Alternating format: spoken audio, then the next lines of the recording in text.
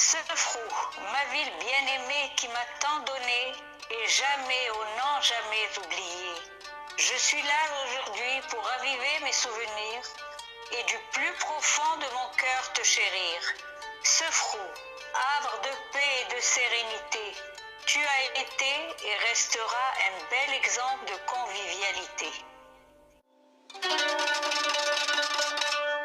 Situé au pied du Moyen Atlas, à 28 km de la capitale spirituelle Fès et 60 km d'Ifran, Sefrou est un écrin de velours traversé par Oued Lihoudi ou Oued Aggay, un cours d'eau d'une grande importance pour les habitants de la ville. Alors, Sefrou, pour feu Hassan II, c'est le jardin du Maroc. Et pour Colette, c'est le paradis terrestre. Pour les Juifs, c'est Fréoui, c'est le paradis perdu. Si on pose la question à M. Lamrani, un citoyen, c'est Fréoui, un amoureux de la ville de Sefrou. Qu'est-ce que Sefrou pour vous? Qu'on représente les paysages, c'est Fréoui, pour M. Lamrani? Nous sommes en plein belvédère, au voisinage du saint patron de la ville, Sidi Bou Sarghine, qui domine cette belle oasis qu'est la ville de Sefrou.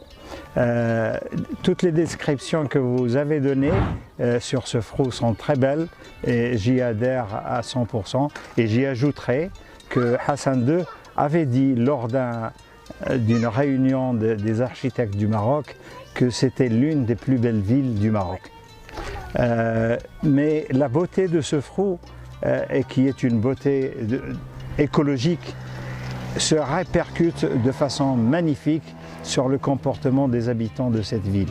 Une ville de tolérance, de convivialité et du vivre ensemble dans le meilleur sens du terme. Je n'ai pas de terme, même poétique, pour décrire cette ville parce qu'elle dépasse tous ces concepts que nous véhiculons. Cette rivière qui alimente la ville en eau fait la fierté de ses habitants et forme plusieurs cascades. C'est le lieu par excellence de promenade pour les Sefrioui et pour les touristes qui y viennent pour profiter de la verdure, de ces eaux limpides et de la fraîcheur qui procure apaisement et béatitude. Il y a un adage qui dit que l'Égypte est le don du Nil. Sefrou est le don de l'Oued Aggay. Nous sommes juste à côté de cette oued et exactement à Ain Dendan. L'eau est la principale caractéristique de cette ville et d'ailleurs cette caractéristique fait en sorte que écologiquement c'est une ville qui a toujours été la source d'énormément d'essence. Par exemple, Sefrou comptait plus de 50 variétés de figues et comptait plus de 20 variétés de raisins. Une autre caractéristique relative à l'eau, c'est qu'à Sefrou, il y avait des juges de l'eau qui font que la répartition de l'eau et tous les litiges qui étaient engendrés par la disponibilité de l'eau étaient réglés par ces juges. Et Sefrou est traversé par plusieurs séguias qui sont les filles de cette oued qu'est l'oued Aggay. Aggay veut dire en berbère la joue et c'est vraiment la joue de la ville. Et Aggay n'est pas un oued, c'est une rivière car son eau est toujours abondante durant toute l'année. C'est un oued qui ne tarit jamais. D'autre part, cette ville, à cause justement de cette eau, est une richesse au niveau des élevages. Toute la région fait beaucoup d'élevage ovins, bovins, caprins, etc. C'est un endroit paradisiaque et féerique qui peut ensorceler le touriste dès la première visite. Emprunter des pistes serpentées situées au sommet de la colline ou des sentiers verdoyants, il découvrira de magnifiques vergers, des forêts de pins, des rivières, des lacs, des sources et surtout la fameuse cascade. Face aux différents paysages de la ville, le randonneur voit, sent, goûte, touche et écoute. Toutes ces sensations sont en éveil. La fête des cerises de Sefrou est d'une grande renommée au Maroc. Fondée en 1920 et inscrite officiellement sur la liste représentative du patrimoine culturel immatériel, cette fête est célébrée chaque année en début du mois de juin, durant le premier week-end. C'est le symbole incontournable de la culture populaire marocaine. Notre cité est célèbre pour beaucoup d'éléments, mais en particulier la fête des cerises. C'est une fête qui est considérée comme le doyen des festivals marocains, puisque cette fête a été célébrée depuis plus d'un siècle maintenant. Elle a été reconnue aussi par l'UNESCO comme patrimoine immatériel de l'humanité. C'est une occasion très conviviale où les citoyens de Sefrou se font une joie immense en choisissant la cerisette et ses dauphines. En général, la cerisette est une fille de la ville et normalement, les trois religions étaient représentées par le choix des cerisettes et des dauphines. Souvent, la cerisette est musulmane, la dauphine une juive et une chrétienne. C'est l'occasion, bien sûr, de fêter ce fruit magnifique qu'est la cerise et qu'on appelait à Sefrou Hab el-Mlouk el-Beldi, qui est une variété malheureusement en voie de disparition parce qu'on a introduit d'autres variétés qui sont les bigarros, le cœur de pigeon, le Napoléon, etc. Sefrou, l'Eldorado des amoureux, le jardin secret des écologistes ou le paradis oriental bien-aimé de Colette et Cécé. La ville par excellence des retraités. C'est un lieu multiethnique avec une langue arabe, amazigh, française et hébreu. Les Juifs y ont vécu depuis leur arrivée au Maroc en l'an 70 après Jésus-Christ et ne l'ont quitté qu'à partir des années 68 en gardant dans leur cœur l'amour de la petite Jérusalem.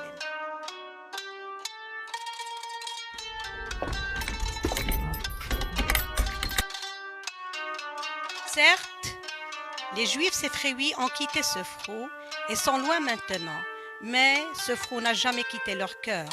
Ils se sentent plus marocains et continuent à perpétuer et transmettre les traditions de leur ville natale.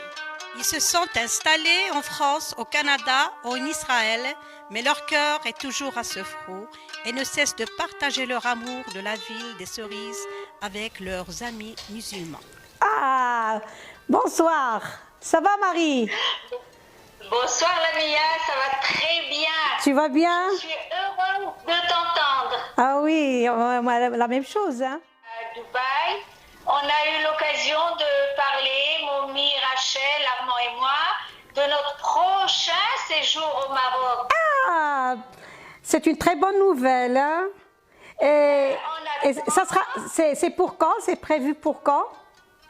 C'est prévu quand les avions, il va y avoir les avions directs maintenant, ça sera beaucoup plus facile. Super. Super. Et c'est super, bien sûr. Eh ben, comme d'habitude, vous serez reçus à bras ouverts. Ça, tu le sais, hein? Tu le sais, ça. Alors nous habitions la ville nouvelle. Dans le temps, ça nous faisait plaisir de descendre au Mela pour voir les gens, comment ils vivaient. Oui. C'était surpeuplé. On allait faire les prières au Mela. Mais mon père aimait ça et il voulait absolument qu'on aille au Mela pour voir comment les gens vivaient, alors que nous, on était quand même... on était plus aisés que les autres. Oui, parce qu'à l'époque, il y avait les Juifs, ils résidaient à Al-Mellah, puis Darb el-Miter, et les plus aisés, ils étaient sur le boulevard Mohamed V. Non, sur la ville nouvelle. Il y avait la rue de Haïdous, il y avait la rue du Serpent. Moi, je suis natif de la rue du Serpent, au numéro 15. Oui. Voilà. Alors, j'aimerais bien aussi vous demander, j'ai appris que vos parents ils font partie des derniers Juifs qui ont quitté la ville de Sefrou. J'aimerais bien vous poser une question et vous demander quel a été c'est-à-dire leur sentiment le jour du départ, le jour où ils ont quitté la ville de Sofro. Ouais. Alors, le départ de mes parents, c'était en 1976. Mon père faisait le bois de chauffage et le charbon, était grossiste. Oui. Et travaillait. Exactement près du collège Il Moulay est Ali Sherif. juste à la rue, en dessous, par l'entrée de service du collège Moulay Ali Sherif. Moulay Ali Sherif, voilà. Voilà. Et en 1976, il devait quitter. Et il y avait beaucoup de musulmans qui ont pleuré. Je suis désolée, je suis désolée. Sofro est connu par la capitale du Maroc des cerises, mais également par ses boutons de soie appelés la khad. Un savoir-faire réservé autrefois aux juifs séfréouis et qui représentait dans les années 60 une puissance économique. C'est une spécialité artisanale par excellence, pratiquée par la plupart des femmes. Les boutons de soie séfréouis sont de différentes formes et de différentes couleurs et sont demandés par les meilleurs stylistes. Elles retrouvent leur place dans les meilleurs ateliers de couture traditionnels et sont d'une beauté hors norme. C'est surtout l'une des activités qui enrichit les revenus des femmes de la région. مرحبا بكم عندي وعلى سلامتكم وشكرا اللي عطيتوني هذه الفرصه باش نتكلم على صناعه العقاد اللي كتميز بها مدينه صفرو. نشربوا كويس الاتاي وعاد نتكلموا.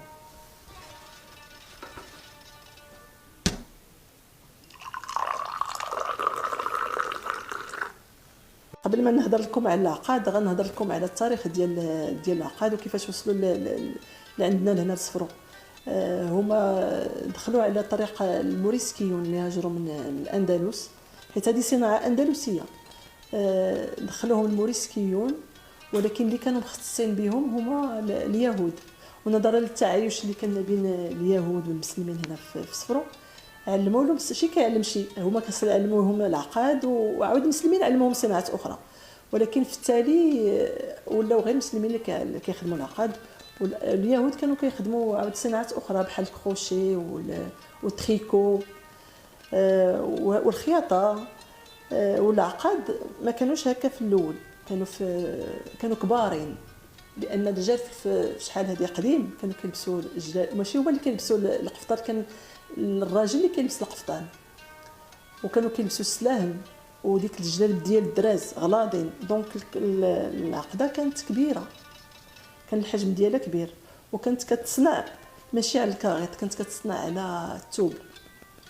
ولكن باش تطورت المسائل وباش نقصوا حتى التكلفه بداو كيديروهم على غير هكا الكاغيط، ولكن ماشي اي كاغيط، هذا البابي كلاسي، حيت بحال دابا العقده الا كان الحرير بيض خص ضروري البابي يكون بيض، وإلا كانت العقده في لون اخرى الحرير كل لون اخر كيخص يكون عاود شي حتى جورنال ماشي مشكل. والانواع ديال العقاد عندهم جوج اسماء، كاينه الصمه وكاينه ديال مدبره. هادو هما الصمه فيهم 3 ادوار، وهادو ديال مدبره فيهم 2 ادوار. هادو كيديروهم في الجلاب ديال البرشمان اللي كيكون ثوب رهيف وكتكون جلابه مدقوقه صغيره، مي هادو كيديروهم في التكاشط المنصوريه والقفطان من بعد. وكانوا كيتخدموا بواحد الطريقه، غرزه من الفوق وغرزه من التحت، غرزه من الفوق وغرزه من التحت، وكيجيو مستفين. ومنين كتهز العقده من هنا كتلقى النجمه السداسيه ديال اليهود، وهذا هو الطابع اللي كيميزها. وضروري خص تكون هاد النجمه السداسيه، اولا كتعطيها واحد الرونق وكيجيو مستفين. ولكن دابا هادو انا ما كنهضرش العقد اللي كنهضر عليهم دابا ماشي اللي في السوق، هادو الاصيليين الصمين اللي كيخدموهم المصممين الازياء الكبار. حنا فاش كنا كنخرجوا في الصغار فاش كنا كنخرجوا من المدرسه، فاش كنساليو العطله كندخلوا ضروري ندخل دار معلمه. وهذه المساله كانت في المغرب كامل، كلشي كيدخل دار معلمه، كنتعلموا الصنايع كاملين، ولكن ضروري حنا في صفرو نتعلموا العقاد، حيت ماشي غير الناس اللي ما عندهمش واللي فقراء هما اللي كيتعاونوا بهم، حتى اللي لاباس عليهم كانوا يخدموا العقاد، لان المراه الصفريويه منتجه، ضروري تكون عندها الصنعه وضروري تعاون دارها وتعاون راجلها ولو يكون عنده. الصفريويات كلهم متولات ومنظمات وانيقات في ديورهم، خصو يعرفوا الصنايع، خصو يعرفوا كيفاش بيديهم يصوبوا كلشي بيديهم. من قاع فاس نسول ونسال، على فين نصوب الطنجيات الهبال. الله رشدوني يا ناس راني تلفان، قالوا لي عليك بصفرو مدينة الجبال، ماها صافي ومنبعو شلال. وصلوا رحالي لباب المقام، بديت بناس عدلون الكرام، ومريت على تقصبت صحاب الصنعة القدام، وخرجت من درب القايد عمار مول الصولة والشان، قاصد جنانات الشلال. قالوا لي عليك بأسماء سلامتي، عندها تلقى علاش تسال، وتاكل الطنجية الصفريوية في الجنان. Verdure, cascade, verger, cerisier ou tangia sfraouia sont les spécificités de la ville de Sofro. Avec nous aujourd'hui, Madame Slanti Asma, une artiste culinaire qui a plus de 30 ans d'expérience dans la cuisine et la pâtisserie marocaine et qui va nous offrir aujourd'hui ses services et nous présenter la recette de la tangia sfraouia.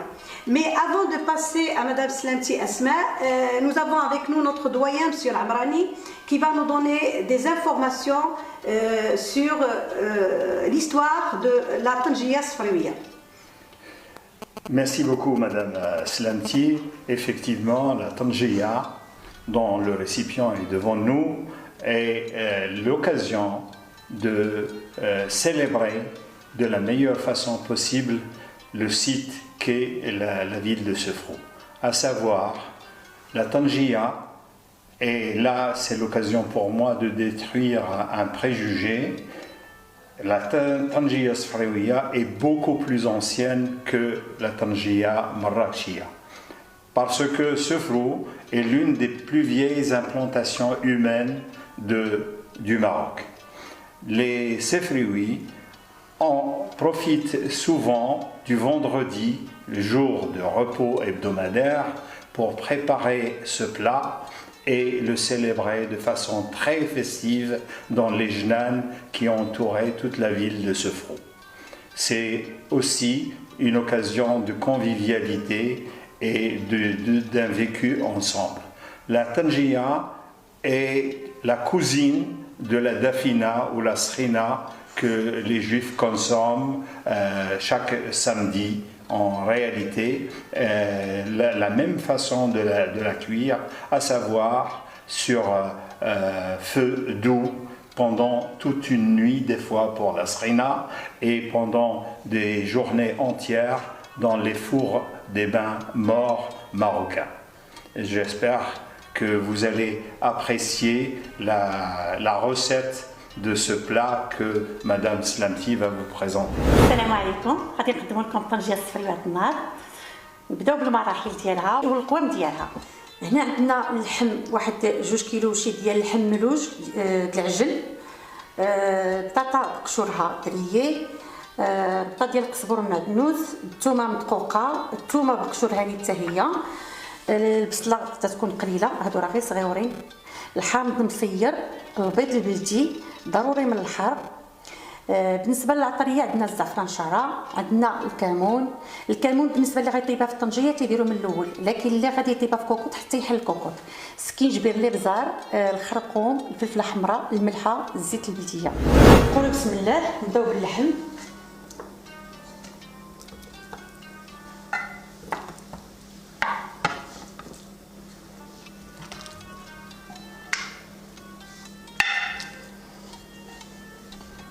ما كاين ما اسهل تتزلي عندك وترميه. البطاطا راه خصها تكون مشقوقه باش تدخل عليها لاصوص. مطيشه، البطاطا ديال القزبور والمعدنوس بلا مقطع هكاك، طرف ديال المصير، ثومه مدقوقه.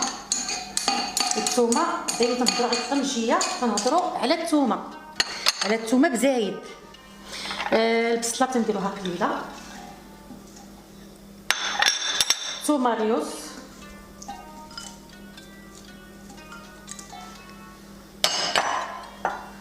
الحار ضروري، والبيض البلدي تيدار هكاك تيطيب معاها. دابا غنبداو في العطريه ديالنا. العطريه ديالنا غنبداو بالزعفران،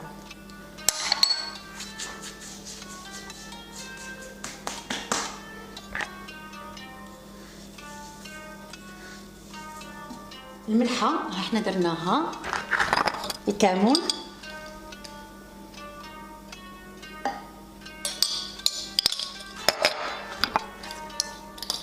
سكينجبير،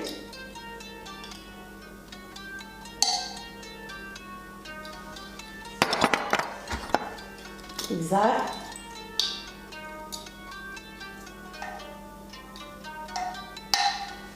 الخرقوم،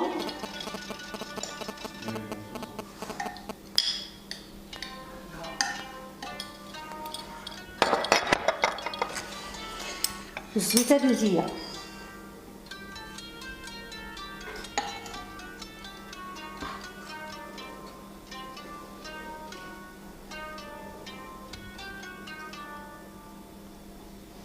صافي. وغادي نزيدو غير كاس ديال الماء بركه صافي. دابا نحركو مزيان ونحاولوا على داك البيض اللي درنا باش تحك لنا داك العطريه تحك كامله، ونجيو نديرو السمينه ديالنا من الفوق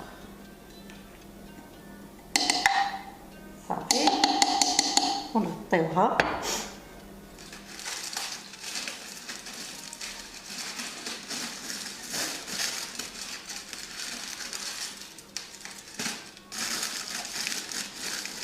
صافي دابا غادي نديوها الفرن هادشي.